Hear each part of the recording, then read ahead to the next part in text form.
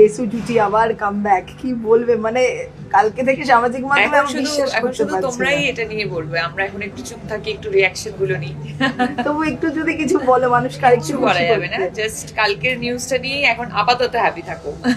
যদি এই আলোচনাটা এবং এই যে এত দর্শকের উচ্ছ্বাস, সেটা নিশ্চয়ই চোখে পড়েছে, তুমি সোশ্যাল এই মিডিয়ায় সেটাই বললাম যে এই রেসপন্স গুলো একটু উপভোগ করে নি, কারণ যেটা সবসময় আমি, দেব এবং সবাই আমরা উইটনেস করেছি যে 10 বছর পরে যে প্রোগ্রামটা, আমাদের যে অনুষ্ঠানটা হয়েছিল, সেখানে যে ভালোবাসা আমরা দেখেছিলাম মানুষের কাছে, এবং ধূমকেতুর রিলিজের পরেও যে ভালোবাসা দেখেছিলাম, তার ফলে অবশ্যই আমরা এটা বিশ্বাস করি যে মানুষ আমাদেরকে খুবই ভালোবাসে।